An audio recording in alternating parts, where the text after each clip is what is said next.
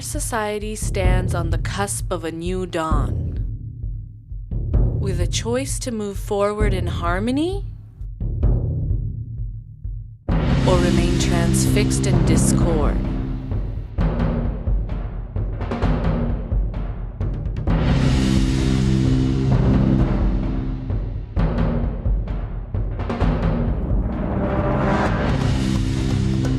We can help bring about one pluralistic community where the fabric of each ethnicity is respected and cherished.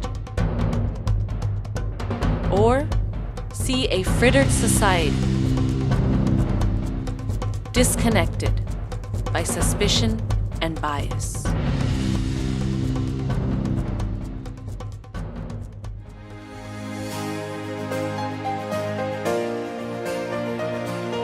Education is the key to the future we can build for our children, our communities, and our human heritage.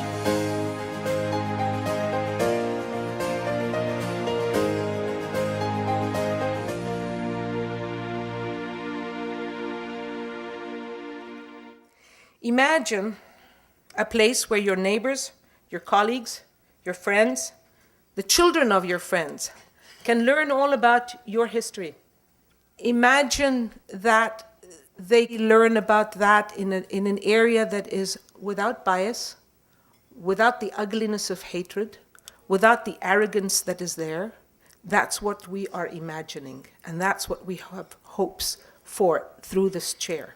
The preliminary idea of the chair was approved by AMA at a meeting where the idea came through. And Dr. Al-Ghazali shepherded this idea from its inception. And he stands with us as a towering example of what you can do when you are determined and steadfast. The partners to this whole idea are the Sterling Charitable Fund and the American Muslim Alliance Foundation, the Tower Foundation, and there is San Jose University program itself. The Sterling Foundation has worked in some wonderful ways. Dr. Mirza engineered the establishment of Islamic chairs in 12 different universities. He has used his brilliant financial ability and financier to be able to make this possible. The Tower Foundation, which is the arm of San Jose State, is ready and willing to help in every possible way.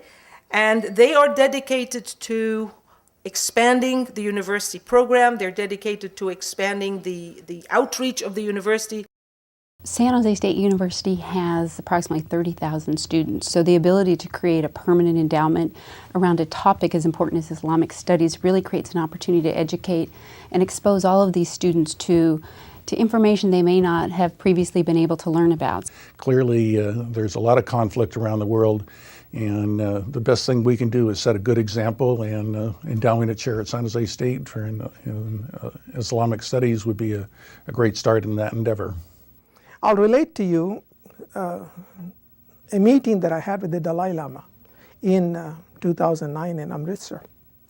We were talking about interdependence of various different cultures. We were talking about America.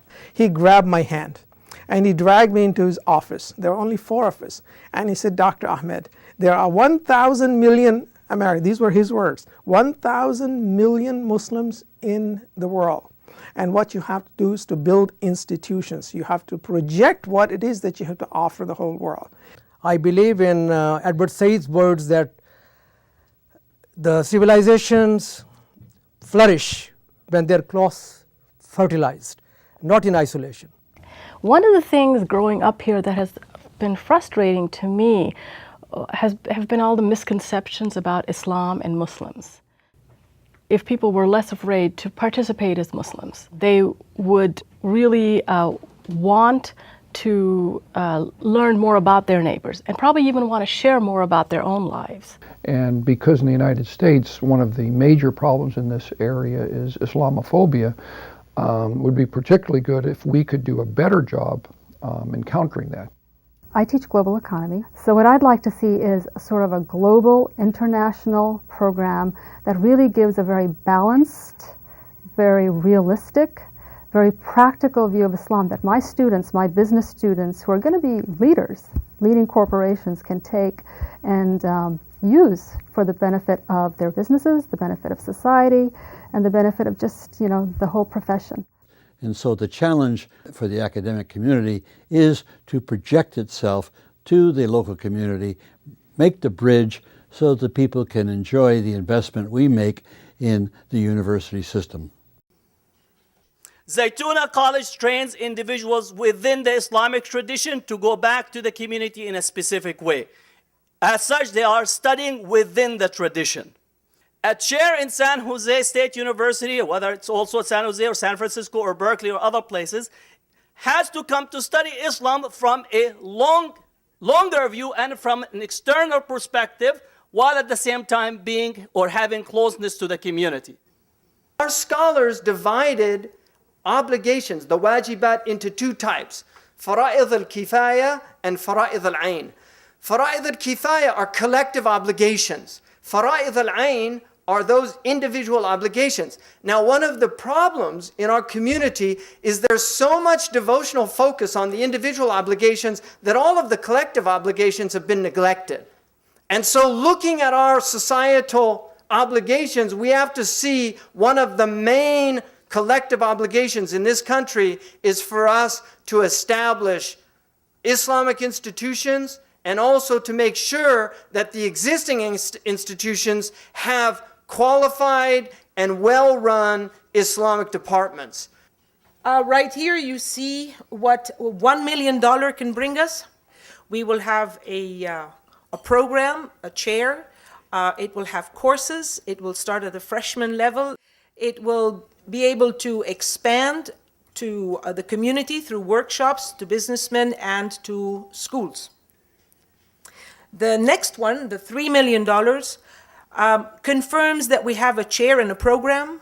It gives us the ability to grow in outreach, and it gives us the ability to establish a bigger program as we move forward. The last one is the $5 million, and that is going to establish this chair as a department, meaning that it would be more than one professor. It will get involved in research and teaching. Now let me just very briefly share with you a couple of ideas about what endowment is as I see it.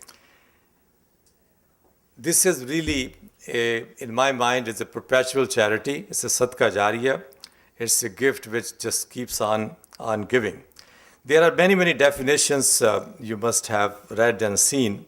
But one of the definitions I want to share with you, and that is, endowments provide cross-generational fairness. So what do we mean by that? Alhamdulillah, we all are in a position to contribute. We don't know the next generation will be able to do that or not. So it is a gift, a promise without end made by you to your children and grandchildren in support of your community. When it comes to financing a program like this, we need to measure the expense against the astronomical price of ignorance. The price of ignorance knows no measure. It is so great. And we have already suffered under it. The 4 bullet points that Agha Saeed has laid out here, these are extremely powerful ideas. To encourage an objective study and understanding of Muslims in the world, to encourage mutual respect, understanding, and harmony among members of academia, to explore the social, political, economic, and legislative dimensions of Islamic civilizations in a global context across the world.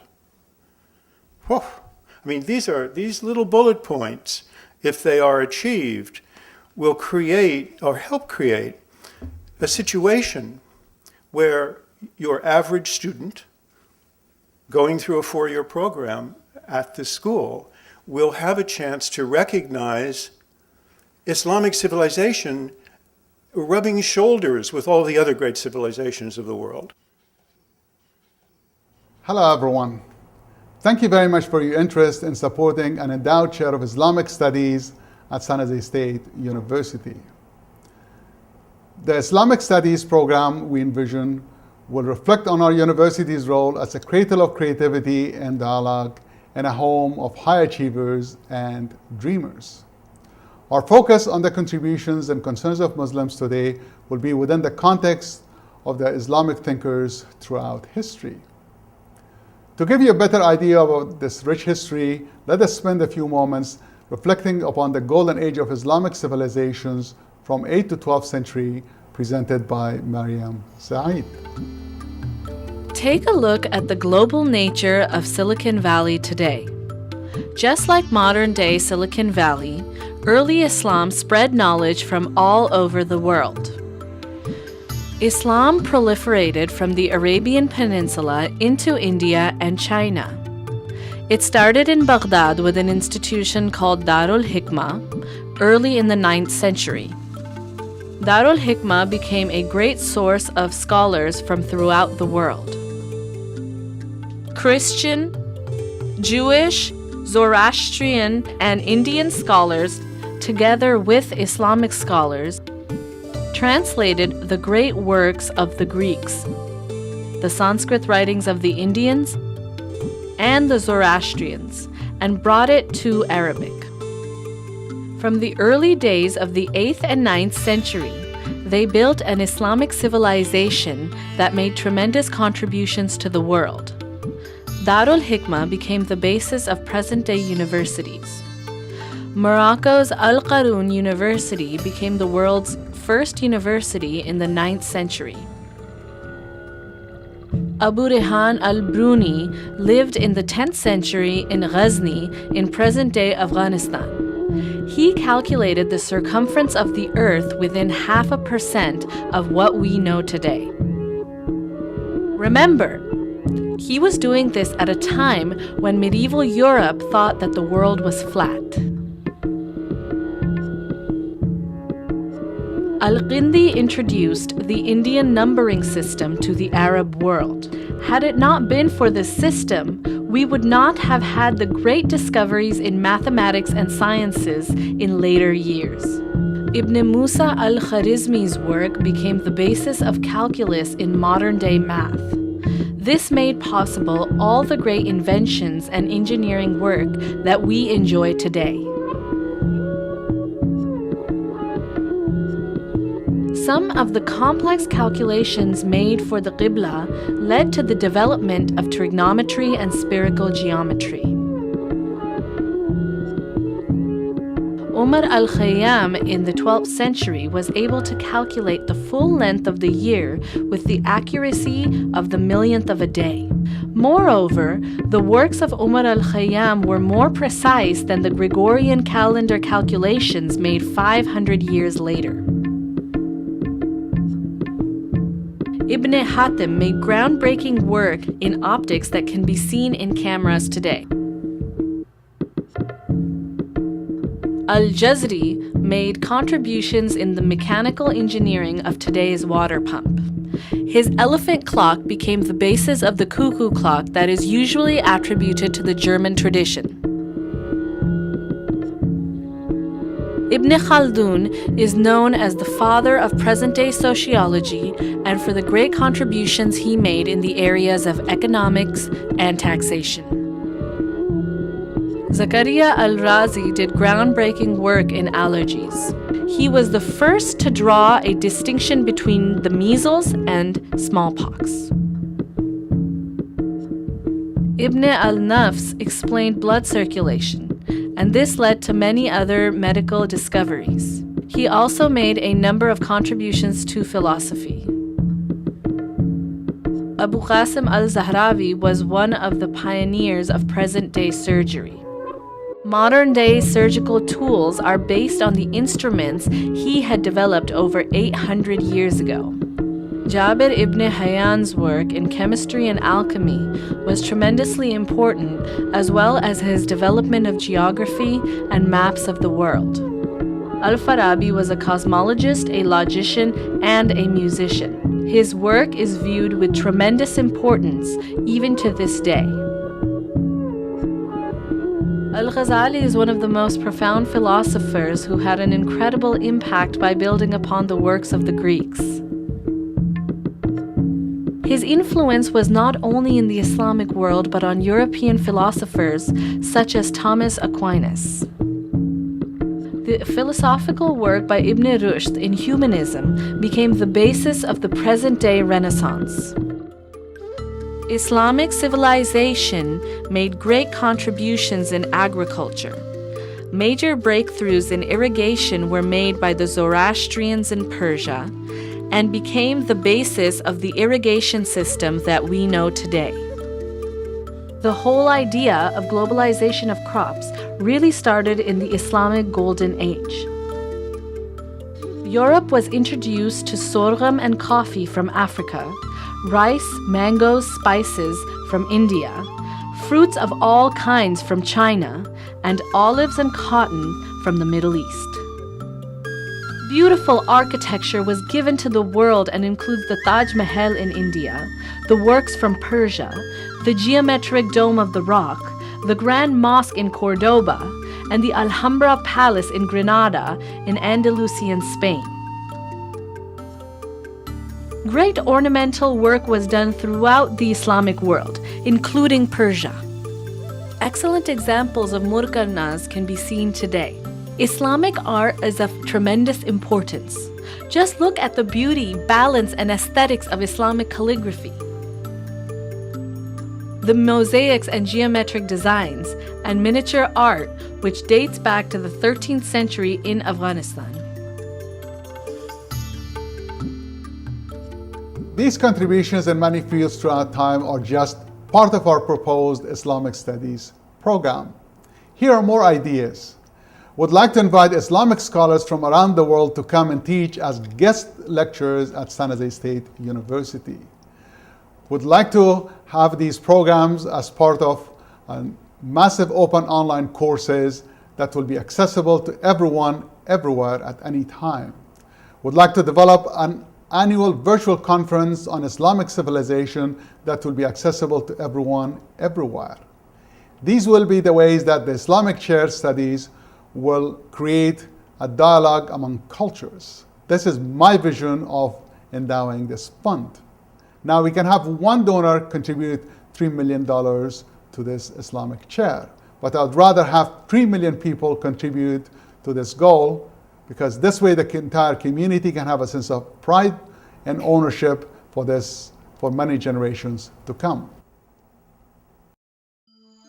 In the greatest expression of Muslim unity, in support of the establishment of an Islamic Studies chair at San Jose State University, California, 600 people attended a fundraiser organized by the American Muslim Alliance.